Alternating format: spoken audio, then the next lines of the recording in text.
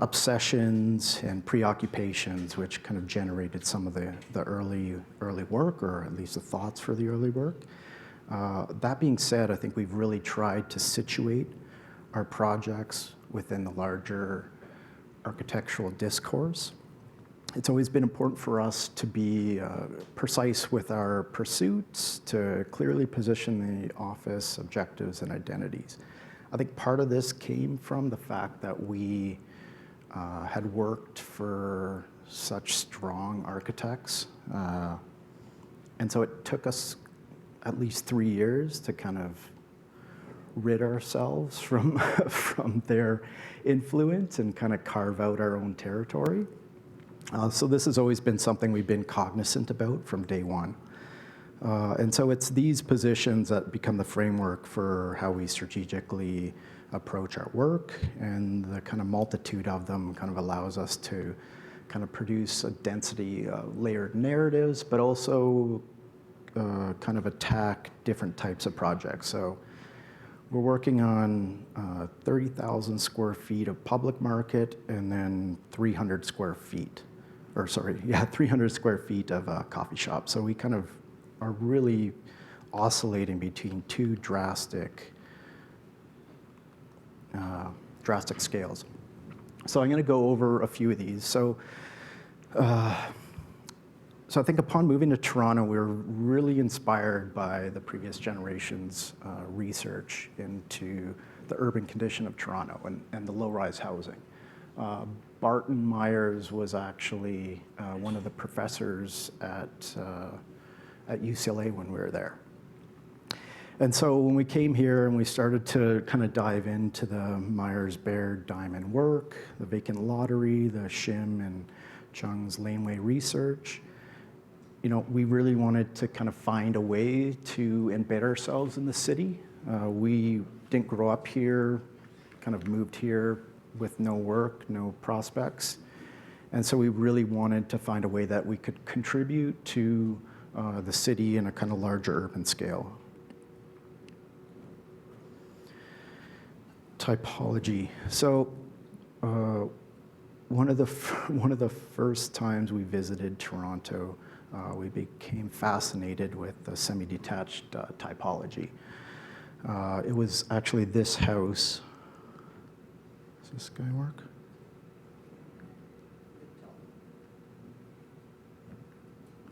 There we go. It was actually this house located in the East End that really stimulated our fascination with the typology, and the placement of the window in the middle of the party wall for us kind of alludes to this idea that, or possibility for us, that we could kind of separate the internal organization from the contextual facade.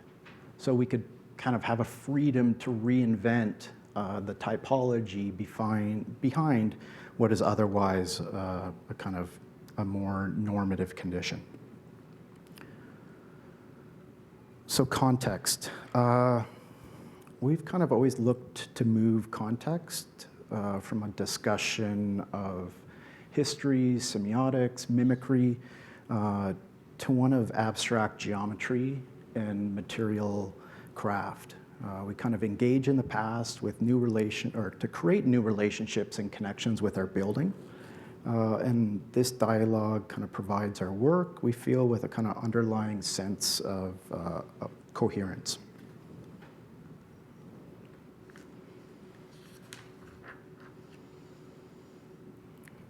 Sorry, I'm probably going to go over time. So are you timing?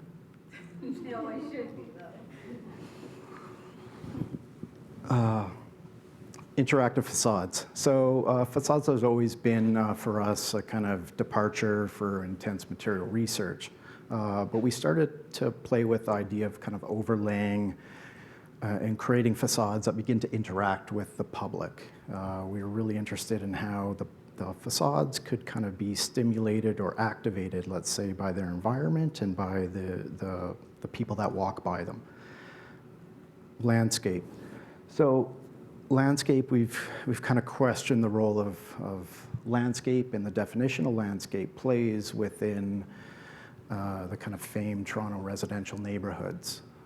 We kind of look to evolve landscape from a picturesque, where it's kind of a bookended front and backyard, onto a kind of tunnel organization of a house, into something that is more synthetic and that kind of collapses itself within the architecture. Okay, so work. Here we have the first project we're going to talk about is the double duplex. So the double duplex is situated in the Parkdale neighborhood of Toronto, and the street is kind of lined with some pretty amazing Victorian, Edwardian housing stock along this kind of beautiful tree-lined street. So there was one single-family house on a large lot that we ended up severing the lot to produce two detached duplexes of 3,500 square feet each, 4 stories or 3 stories with the basement, and the 2 upper units or the 2 upper floors are 1 unit and 2 lower floors are 1 unit. And so for us, we kind of approached the massing by kind of looking at the quite pervasive bay and gable houses. And we kind of looked at abstracting the bay and gable into a kind of massing strategy for our building, where the vertical bay becomes kind of translated into a 2-story screen. The side gables kind of connect to the neighbors or make the connection to certain datum lines of the neighboring building, and a kind of translation of a material continuity across the facade, kind of using similar bricks to the neighbors. I think one of the things that was clear for us from the beginning was that we had to find a way to relate to this amazing masonry, ornamentation, detail, craft that almost all of the buildings had in this area. And so right from the beginning, we were kind of looking for a way of translating that 19th century craft into our project. And so we ended up doing this with an investigation of the 2-story brise-soleil.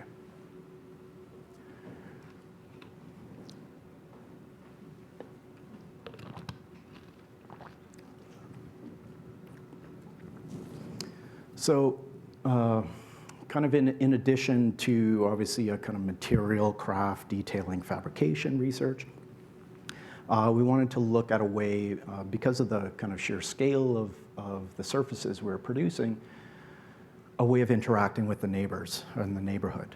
And so this became our kind of first attempt at that, and we started to look for a game that could be played. And we ended up using cloud watching, a kind of children's game of projecting meaning onto abstract formations. And so, So we ended up utilizing the horizontal pieces, kind of in between the verticals. Those come in 2 different angles and kind of orientate themselves front and back. And we kind of use those to outline a series of abstract profiles of 5 animals. And so we were very conscious from the beginning not to have the project side on a kind of kitschy nature.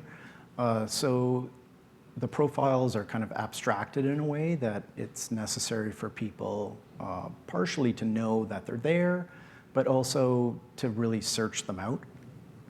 And so we have a raccoon, camel, giraffe, panther, and a crocodile. And so here is one of the lighting tests we did to kind of highlight the camel.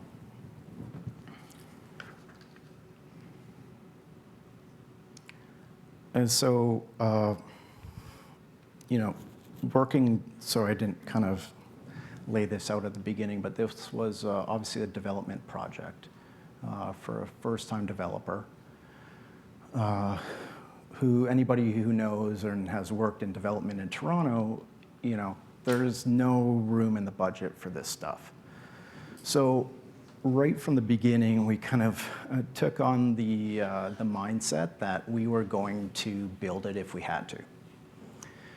And we don't consider ourselves craftsmen in a kind of construction sense. So a lot of the fabrication and like the assembly details that we designed were really to simplify. We tried to fabricate as much as we could digitally off-site, and then the on-site fabrication was limited to a series of people kind of screwing in the horizontal pieces into these kind of CNC holes in the living room of of each of the residences, and then kind of hoisting the panels up and bolting them in. So during the day, the facade gets activated by the sun, by its environment, the weather, and by night it kind of glows like a lantern or kind of produces the effect of a jack-lantern. So here we have the section which kind of talks about the interior organization. So we carved out the front and back of the lower unit to produce courtyards. And then along with pulling back the first floor of the bottom unit, it kind of produced these 2-story spaces, which allowed us to get 2 stories of glazing. And that glazing kind of floods the lower basement with enough light to kind of change the perception of this unit being the basement unit. On the upper floor, it's kind of organized around a central light well, and then the 2-story space behind the screen. And so the screen really started in the development as a way of contextual side too, but we wanted to try to find a way of having the glass and the glazing, these large glazing units, to be open all the time. And so we kind of from the beginning were looking at a way of providing a certain amount of privacy such that they didn't have to have their blinds up all the time.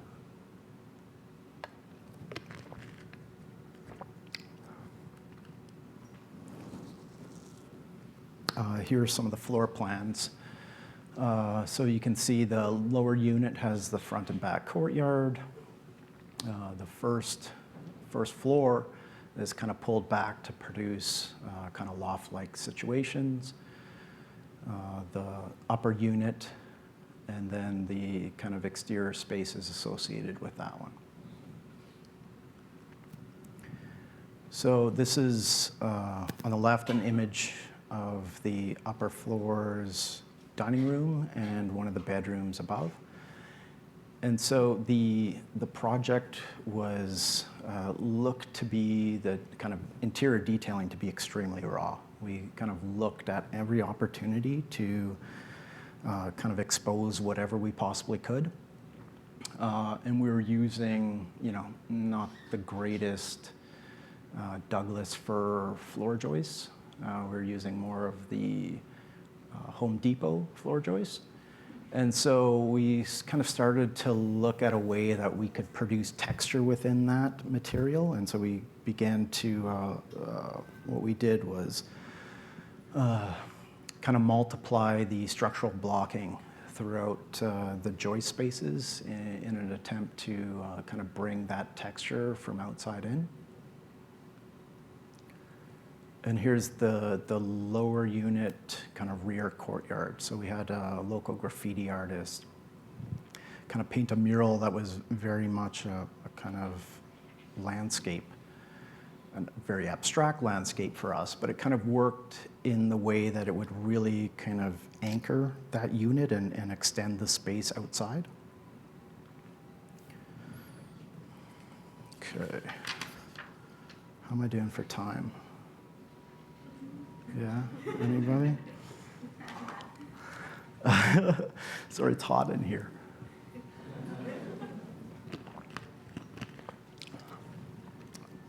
Okay, I'll try to pick it up.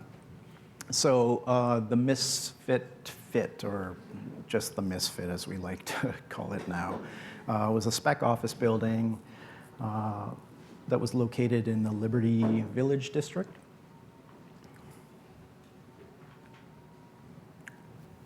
So it's a 6-story office building comprised of at-grade retail parking, 4 stories of office, and kind of rooftop, sculpture garden, and event space. So it's very much a kind of small little boutique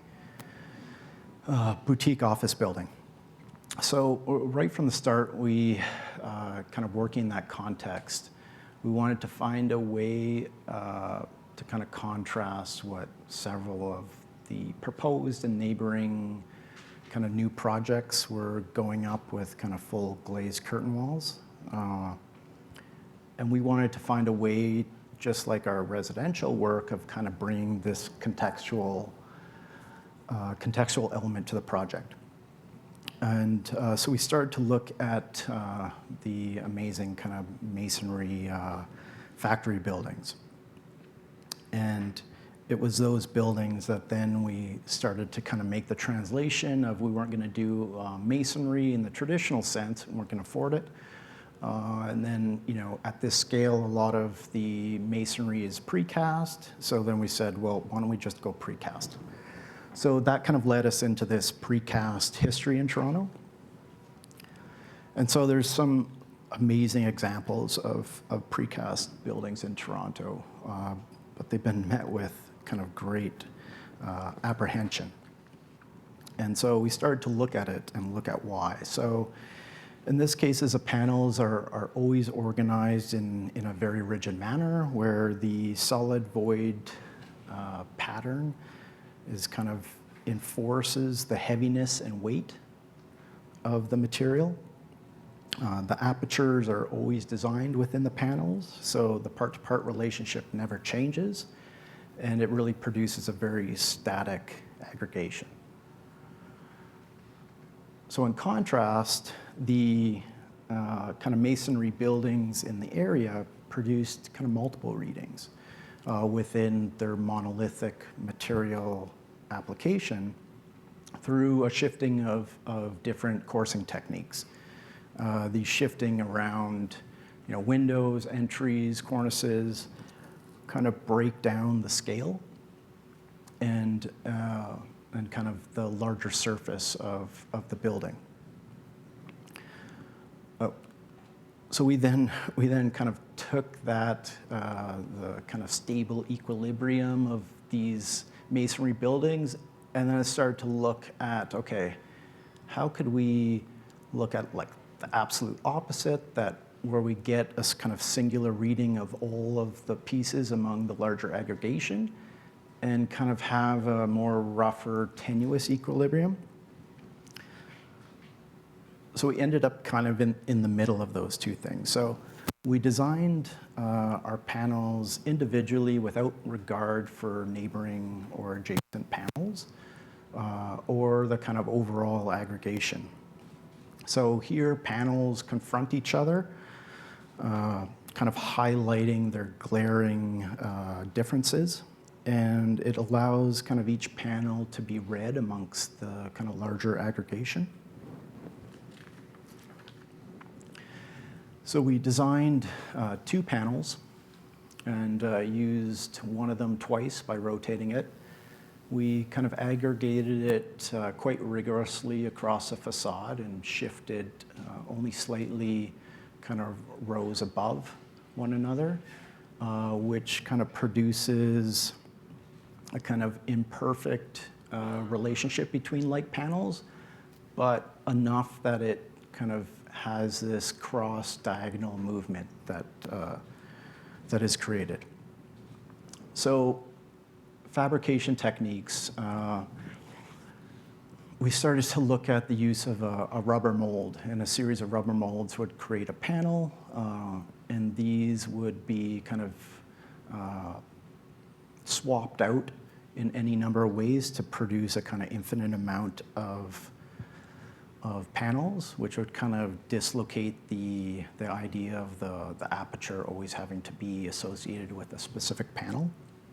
And so here we're kind of obviously looking at like a traditional cast in place, or sorry, traditional precast. But obviously the weight of something like that is pretty tremendous. So we, even after this project is done, we've still kind of carried on some of this research, looking at more kind of hybrid composite materials. So we did kind of large mock-up for the Design TO Festival last year, where we were kind of experimenting with fiber reinforced concrete. And so back to the building, the kind of corner condition for us becomes this opportunity to really highlight the glaring differences between panels, kind of really freeing up their unique profiles. And then here you begin to get a sense of that diagonal movement across the facade. At the entry, the kind of larger moves were to kind of push the walls in, accentuating the corner conditions, but also playing with the idea of a kind of heaviness and mass that then gets contrasted to the corner, where we begin to kind of free it up and open it up, kind of playing that game. Here's an image of the rooftop sculpture garden. The client is this amazing Russian artist that bought some of these properties years ago, side story, in Liberty Village, and he's a sculptor, so you had to have a sculpture garden at the top of the building.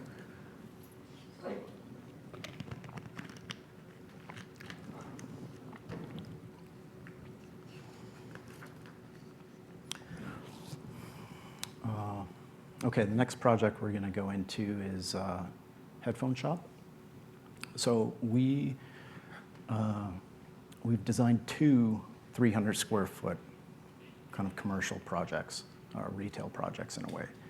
So that seems to be our kind of sweet spot. But this one was the first one. It is located at the base of a green residential condo building located at Yonge and Shepherd. So this one's located in the kind of plinth underneath the towers. And so the client, who is a kind of audio expert, asked us if we could design a retail store that begins to challenge the kind of typical retail experience that focuses on efficiency of transaction over customer experience. And so to give some context to the store, these are extremely high-end headphones that some of them go for in upwards of $5,000. And then in combination to the headphones, you kind of link up with these amplifiers that go up to $15,000. And so it's a really interesting kind of retail situation where people spend up to 3 hours here. And so it's really this kind of interesting process of testing. This is a place for audiophiles. So people come here and they test. They test one headphone in relationship to an amplifier with a certain type of music, and that doesn't work. So people spend up to 3 hours here. So we wanted to create an atmosphere that really celebrated this ritual. So we developed kind of two contrasting spatial effects. So the first one is a kind of dark, intimate, tactile atmosphere that we produced with, actually go back, with the kind of smoked oak cabinetry, the smoked oak, but kind of brought in herringbone to kind of provide some increased texture, the blue velvet seat that we had in there, and then the kind of little splash of brass. And so that then gets kind of combined with this other atmosphere that comes from a kind of study of how to hold up a headphone. And so for us, we kind of spent a lot of time of, okay, you got to hide the wires and highlight, how does a headphone look good? So the headphones look best on the kind of horizontal elevation view. And so we designed this kind of bent metal plate, powder-coated white laser cut piece that becomes the kind of shelving unit for all these things. And so we ended up actually taking that and multiplying that across the space to produce this kind of very immersive atmosphere, kind of conducive to the way that the music kind of wraps you when you're listening through one of these devices. And so we wrapped it walls, ceiling, and back on the wall again. We differentiated the portions that become actual shelving. So there's a kind of designated zone where the headphones get placed, and those are kind of rotated 90 degrees and then backlit by a kind of recessed LED fixture. So plan view, extremely simple. We kind of have this long, becomes a kind of testing counter, storage in the back, and then a kind of a seating area. And so this is one of the patterns of how the space is lit with the twist of the shelving. So we created these display cases for the earbuds and some of the smaller amplifiers. And so we kind of brought in the blue velvet to kind of accentuate their preciousness, similar to that of a jewelry store. And all of the panels were screwed with brass screws that, if you ever try to buy brass screws from, let's say, Home Depot, they come really shiny. And we wanted something that was patinaed. And so we ended up kind of hundreds of those things in a big vats in our office in vinegar and salt for a couple weeks before they went up.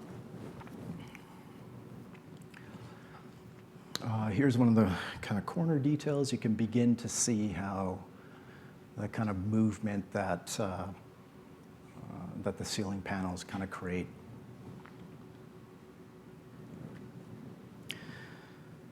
So this is finally the housing, the housing one that you spoke of. So this project is the triple duplex project. I apologize for the naming.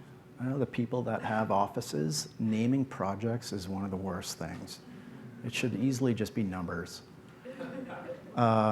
We named this thing the triple double, and then realized halfway through when it was on Instagram that Williams & Williams had a triple double, so we couldn't use it triple double, so we go to the triple duplex with the double duplex.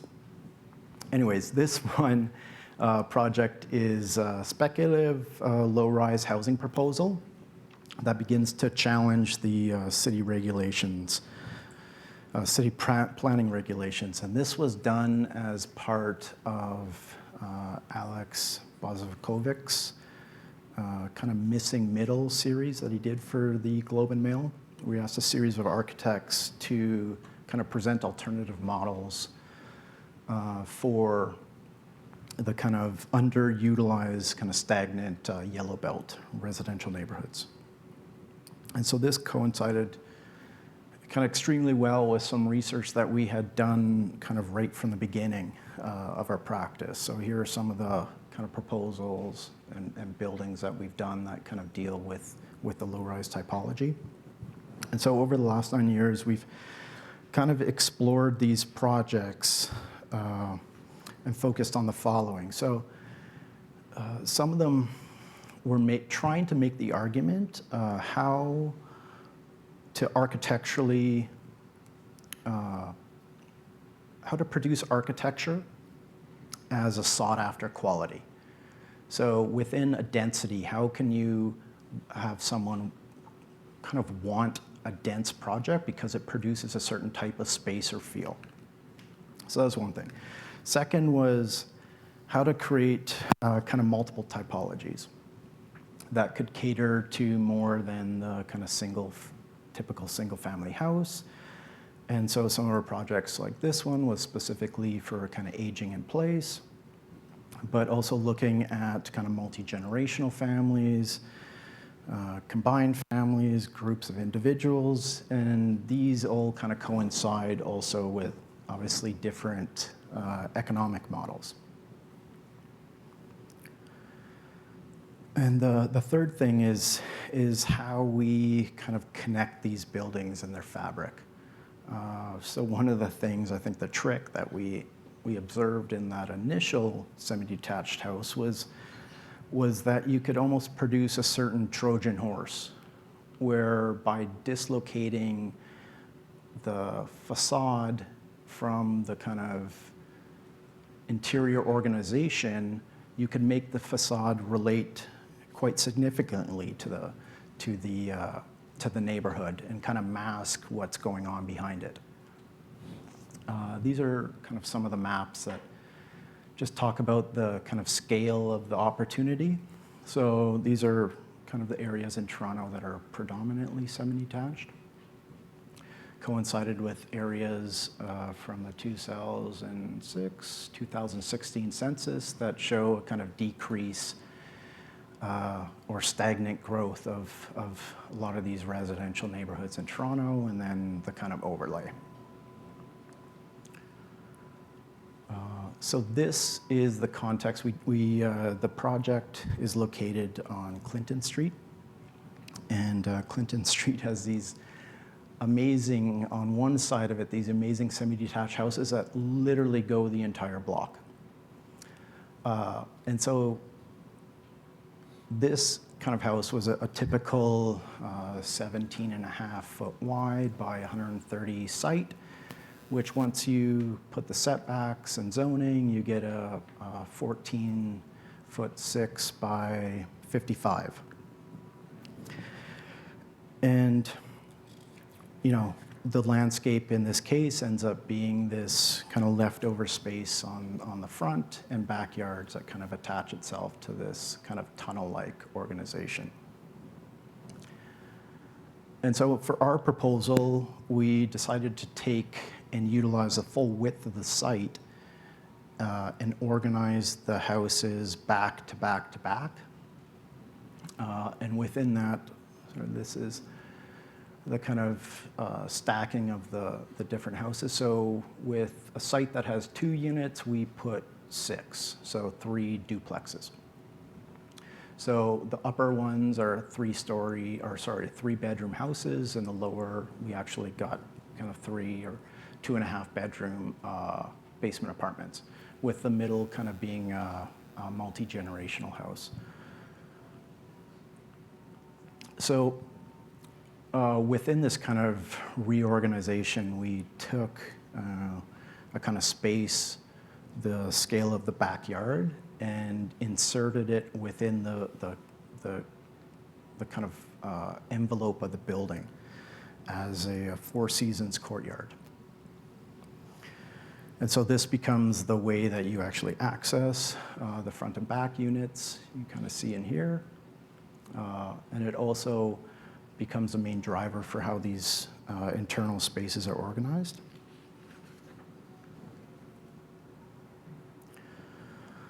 So here, kind of close up, these renderings, I have to say, were done by Normally. The massing we designed tried to be very responsive to the scale and kind of produce a series of connections. So we kind of began to take the kind of datum lines, ran them across. This becomes a kind of extended porch. And then we used kind of brick screening as a means of kind of retaining a certain scale of aperture. So in the front, it also kind of breaks down into 2 units. So it also kind of keeps in scale with the semi-detached houses. So here we are in the courtyard of the front one, with the section right here.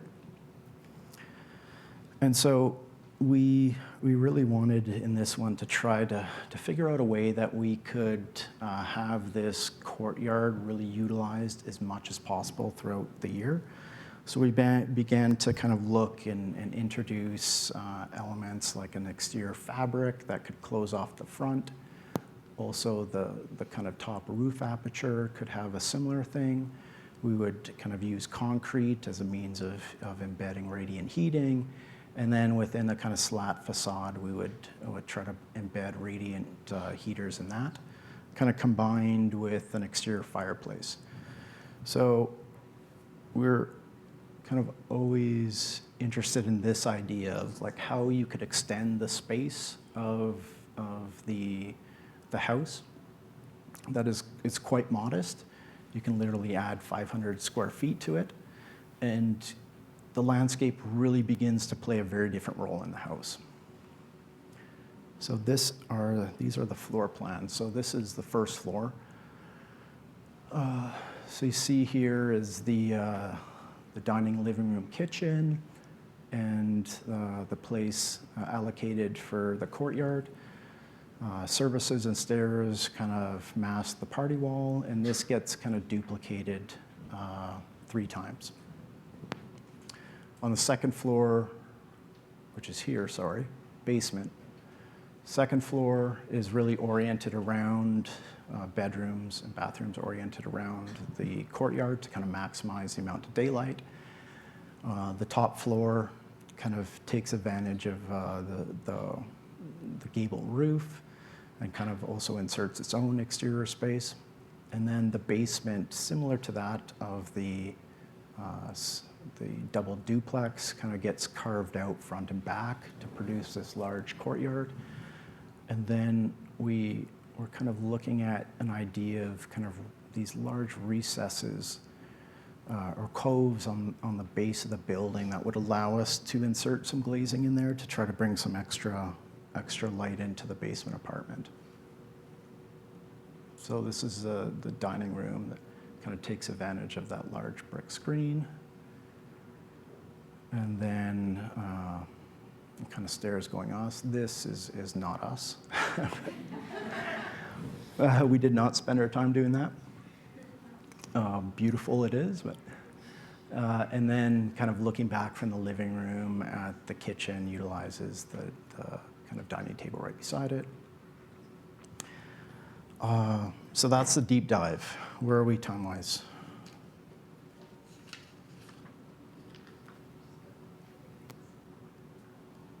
Sam? So, 10 minutes, okay. No, okay. So this is, I guess, the fun part of lectures when I go to them, typically, to kind of see what's going on in the office, what we haven't kind of put out there to the public. So I'll kind of run through a series of quick buildings. This is our High Park residence, which is actually, it's completed and being published in January. We just took some photos of it last week. So this was produced for a retired couple that wanted to move back into the city, and they kind of had 2 main elements that they wanted. They wanted a garage, and they wanted this kind of large open space that had a sense of division and character to kind of each of the programs within it. So the kind of facade really gets designed by this idea of the garage. So the garage in this, in this context becomes the facade. And so we don't want to kind of fall into some of the traps of suburban kind of spec housing. So we looked at creating a carport, and the carport becomes this kind of large grand entrance that we bring kind of daylight through a light well. It also kind of takes the brick facade and pulls it in and kind of bricks the half vault or quarter vault. And so the other element for them was the interior space. So we started by kind of looking at a series of churches in Rome that they like. Italian couple from Italy. which was a great starting point for reference of a project. We ended up kind of landing on this barrel vault that begins to kind of slice and split apart as you kind of move through the space to the backyard. This is our other 300 square foot house, so our 300 square foot commercial project. So this is Milky's Coffee Shop located on Dundas. And this is really thought of as a tiny kind of grab and go.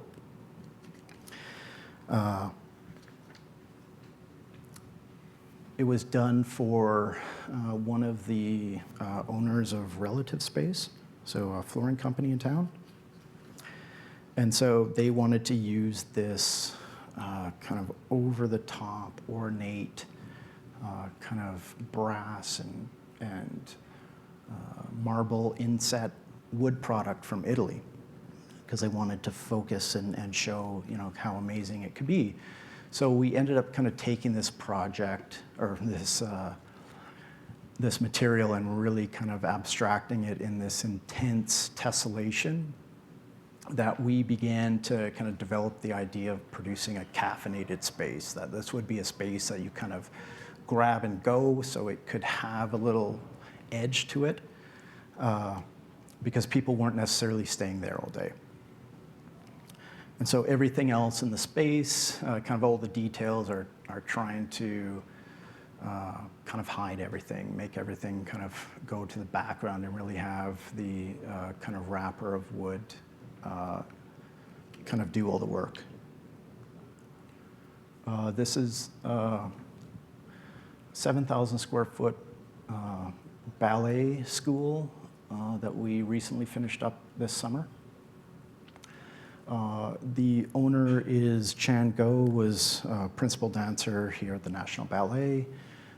She started an academy with her parents in Vancouver and kind of has translated this to open up one in Toronto. So this project really was driven by two different contrasting spatial types. One was the kind of really raw, reduced studio space where literally it was just about work. There was nothing extra given to that space.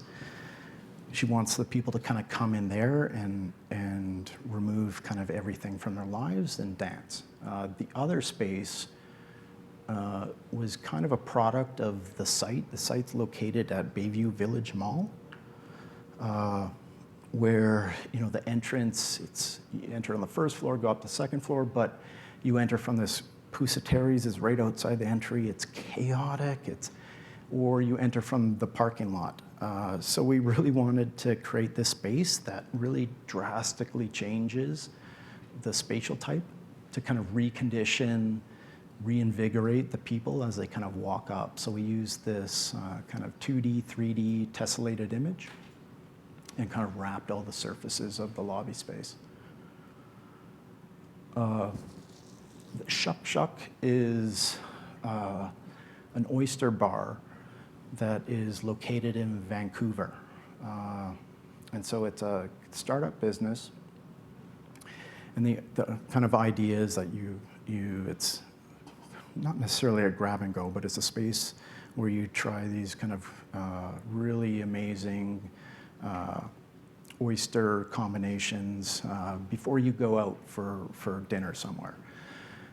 So we kind of reduced as much as possible out of the space and produced a 55-foot kind of serpentine table that kind of takes its cue, one from kind of bar top, casualness of bar tops, and then the kind of intimate nature of a kind of seating booth.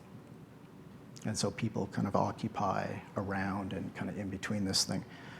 This guy is currently under construction right now. So we're building the bench, or we're building the table here in pieces along with fabrication of steel and driving it out and installing it in the space in the new year. This is another one of our houses. Bloor West residence. It's almost, well, it's practically completed. We haven't taken photographs of it. Small house, really tiny site, and it was really about the kind of vertical organization that starts from the kitchen and begins to pull up with the vertical circulation out to this roof deck that looks out over the Humber River. Swansea, so this is a pretty small kind of gut renovation addition where we had the opportunity to kind of really explore metal and the production of a kind of metal screen. So we're looking at almost a reverse type of perforated screen where we'd actually kind of produce all of these as singular pieces that would get welded on these vertical rods. So that, the first phase of that is done. The fabrication for the screen is going to happen actually relatively soon. Garden warehouse, a large 12,000 square foot kind of warehouse renovation for a tech company that was into, I don't even know how to describe it. They were into the production of these, this kind of fitness certification thing online. Anyways, so we were very interested in the idea of kind of how you play with the landscape and kind of bringing landscape up and down and kind of embedding it in the slab and kind of producing some of the bars as a kind of cold pour concrete that kind of raises from the slab. And then this is recently finished. It was a house in Babby Point. It was kind of an addition to a beautiful century-old house where we can't show many images of it now, but it kind of adds a second kind of gable roof to the collection of three of them.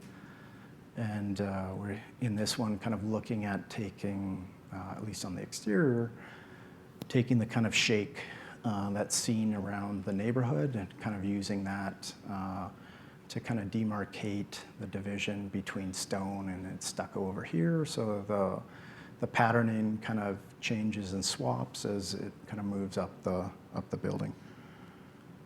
And that's it. So I must say, I didn't say this at the beginning, but you know, this work obviously is not done all by me.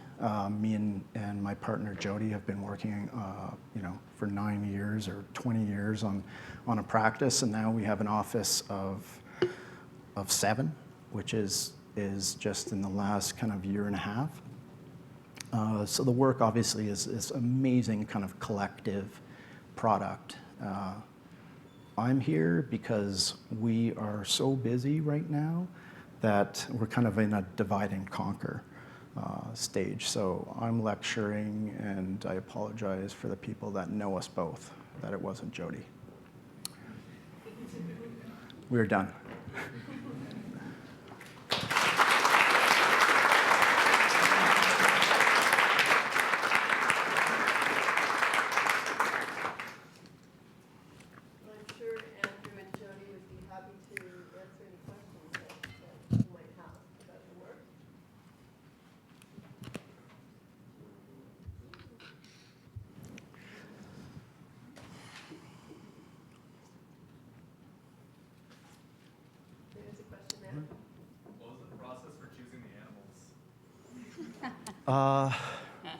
So we went through a series of yeah, it was her son at the time. We were going to do stuffed animals, all his toys. We started first looking at the idea of that the iPhone app, that constellation app, where you kind of put your phone in the sky and it shows you constellations, but then you'd be kind of looking horizontal and mapping constellations wouldn't work. And then we were kind of looking at Rorschach, you know, producing these kind of mirrored images, and we thought the kind of reference to kind of psychopaths was maybe not the best for the house. Then it went to the kind of teddy bears, but we kind of wanted people to know what it was. We didn't really want an inside joke. So then we ended up at cloud watching. And it did kind of start as a joke, and I remember when we presented it to our client, the next day, he's like, were you guys on something when you came up with this?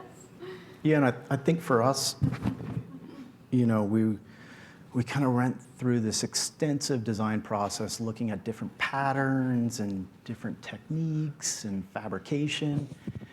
And we kind of just were ending up in the same territory that you typically see. And so that became the kind of first instance where we looked at kind of developing this other element of the facade.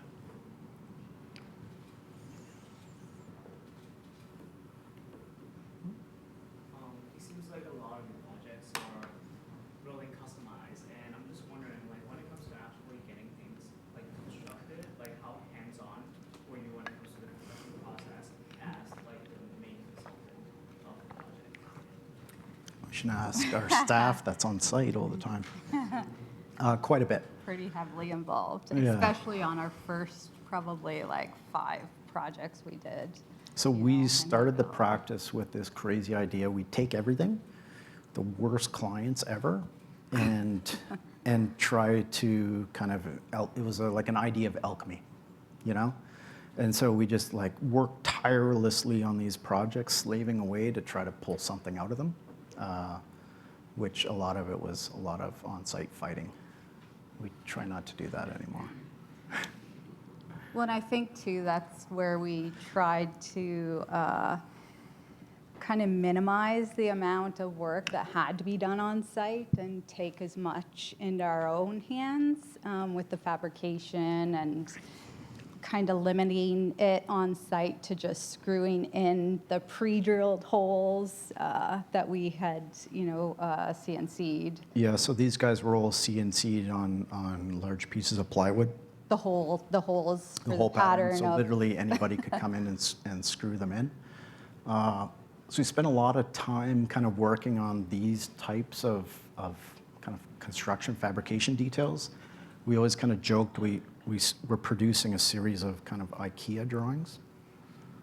You know, trying to produce and reduce something down to so simplistic that just put a screw in here, okay, done. And I think too, like most of our projects we've worked on at the beginning of our practice were very low budget. So the people building them, you know, like the double duplex, it was really built, the screen was installed by like a guy, a DJ down the street who, you know, worked part-time, so he helped out on it. And then this other guy who did maintenance around the construction site. So that's like literally who And one put it together. furniture maker. Yes. Yeah. Yeah. Yeah.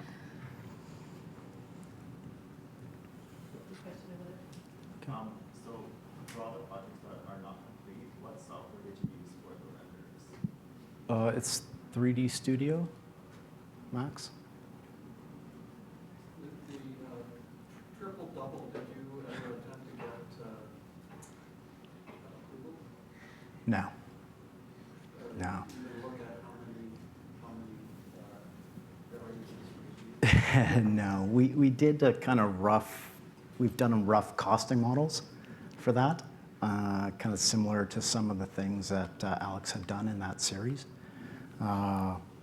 But no, we kind of, at the very beginning, part of it was to produce a series of these spec buildings that we were doing one with a contractor, developer. And so we thought if we produce a series of other ones, we could begin to try to sell them. The first few will kind of fit into the regulations, but none of them kind of had traction within that type of development. What particular regulation were you fighting? For the first few, we weren't. We kind of tried to produce them kind of as of right. The second one, or let's say the last one, it was square footage was over, setbacks, you name it. Yeah. There was a lot of zoning, yeah. So zoning to, though the introduction of the laneway house kind of minimizes a little bit of that if you think of one of the units as a laneway house.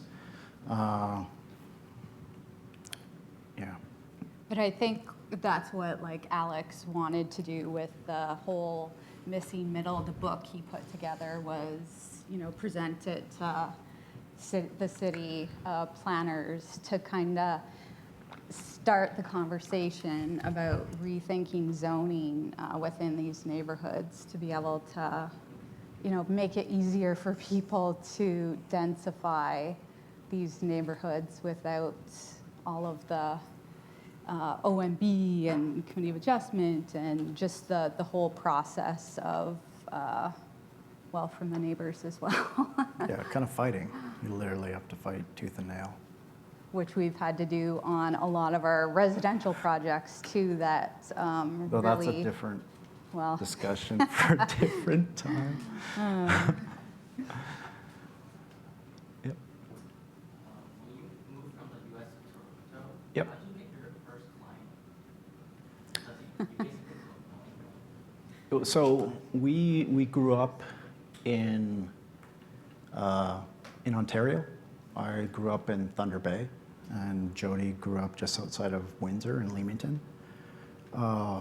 So one of the reasons why we moved there is we knew the most non-architects of any of the cities that we wanted to kind of start looking at.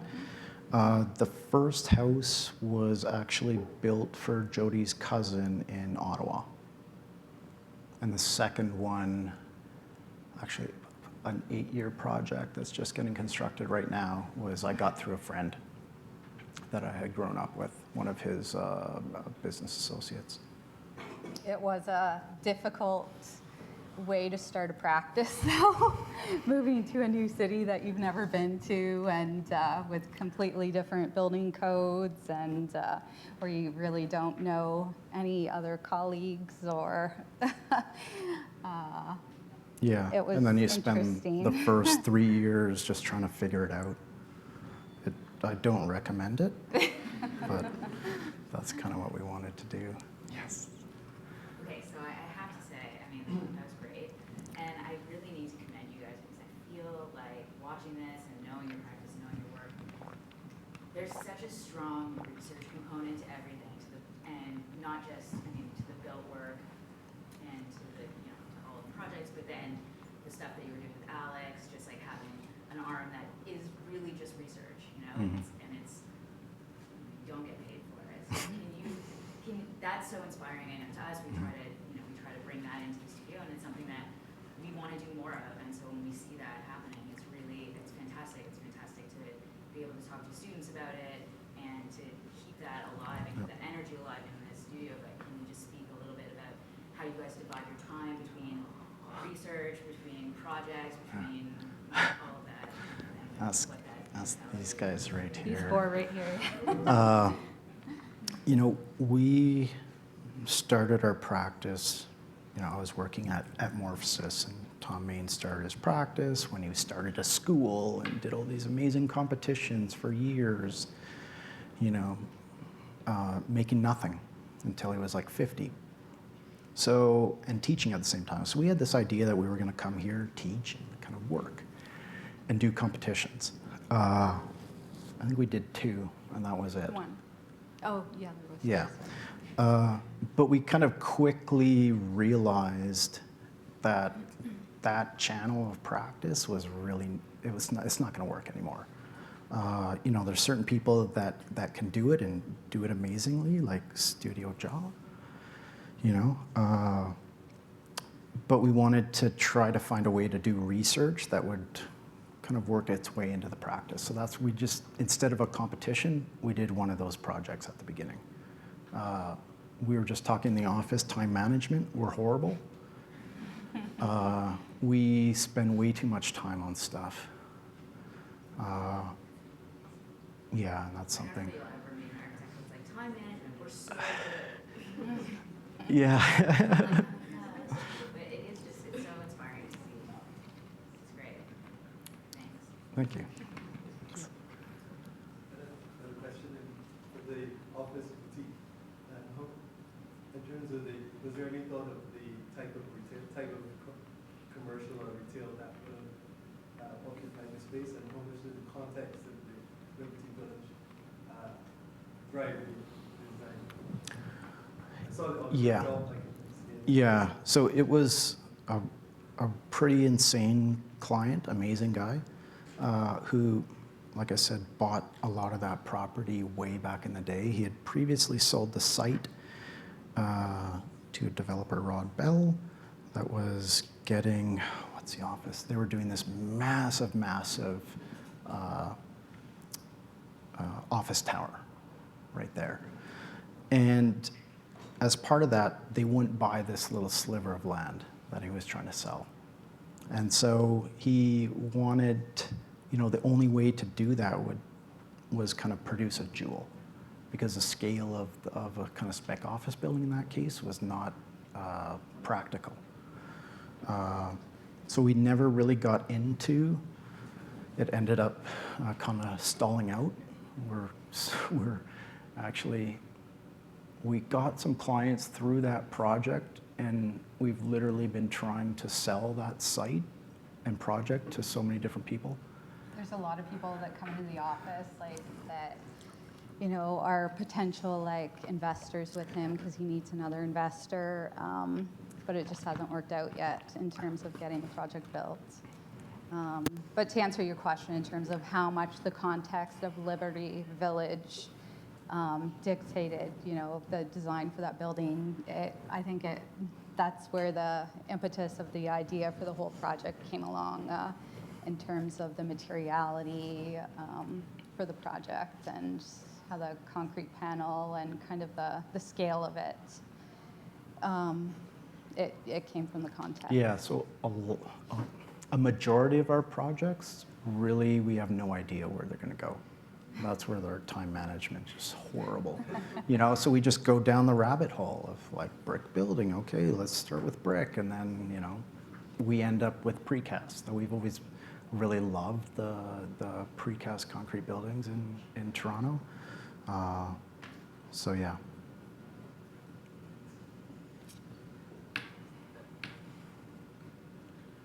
Any other questions? I don't have a question. I want really to commend you on the ability to translate what is so important for Toronto, this brick terracotta craftsmanship facade, into something that is so transparent and so airy and so elegant without losing the essence of brick and the essence of masonry unit and the scale and the typology of the semi-detached. All of that, that's what Toronto really needs, because all the idea of these stable neighborhoods are based on the idea that we maintain the scale. Mm-hmm. Now, if we maintain the scale and we, to a large extent, maintain the materiality, well, we end up with a gable bay facade, right? Mm-hmm. So the fact that you showed several ways of translating that for, to some extent, staying within the outline of the form and without the specs of materiality, you managed to pronounce such a contemporary language and such an amazing interior space, which benefits from the pattern, from transparency, and nevertheless stays within the traditional or typical footprint and typical height. And in other words, real congratulations on managing to have these two, if you wish to dialogues together within that dialogue that is based on importance of materiality. Oh, thank you very much. Thank you. Very Yeah. good. That sounds like a good summation of the evening. I think we have a couple of students who are going to thank you for the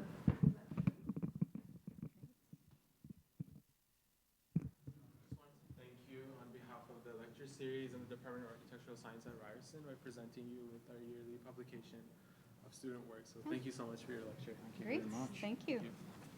Thank you.